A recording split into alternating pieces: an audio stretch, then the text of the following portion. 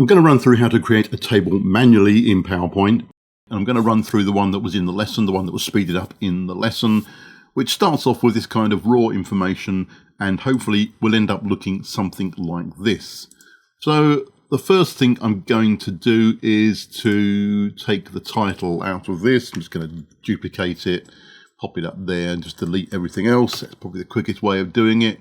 Pop the title up here somewhere and change the font to its Lato and it's bold, and 28 point will do the job. Then we have our block of text. Okay, so the first thing I'm going to do with this also is change the font to Lato, and I'm going to get rid of the Asian markets because that's not part of the chart. And then I'm going to make the header line bold, Control B to make it bold. Let's drag this out a little bit so we've got some space to play with. What we need to do with the header line is to align it centrally above the data in the chart.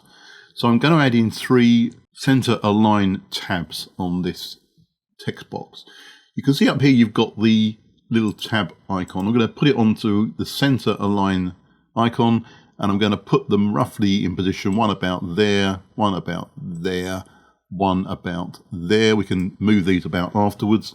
And then I'm going to tab in each of these header values, hitting the tab key on the keyboard. And you can see that they're now aligned center above these little tab markers here in the ruler at the top. Now everything else on the chart needs to be aligned on the decimal points. So I'm going to select everything else and I'm going to change the tab marker to the decimal point marker here, and I'm going to put them again roughly in place. So one about there, one about there, one about there, and then we'll tab everything in and see how it looks. So delete, tab, end, delete, tab, end, delete, tab, and then back to this one.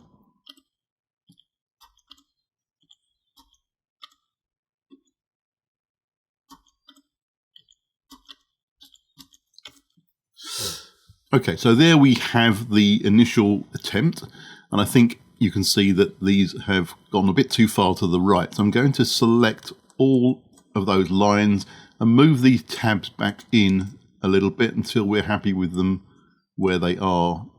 That's pretty good. That's pretty good. And I think that will do as well. Once we're happy with all that, I'm going to select everything. I'm going to go to the line spacing up here, and I'm going to put some spacing after the paragraph. Let's say 30 points to space it out a little bit. That now looks pretty good, I think.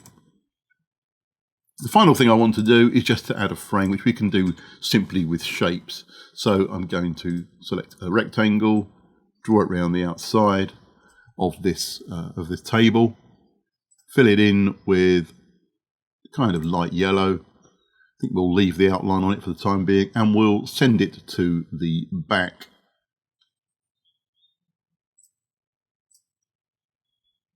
And then I'm going to put in some more blocks, the white blocks you can see on this final version that I did here.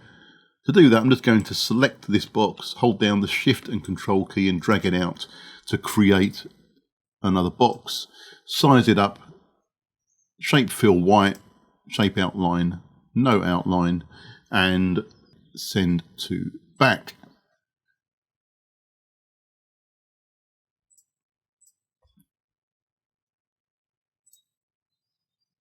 And same with that.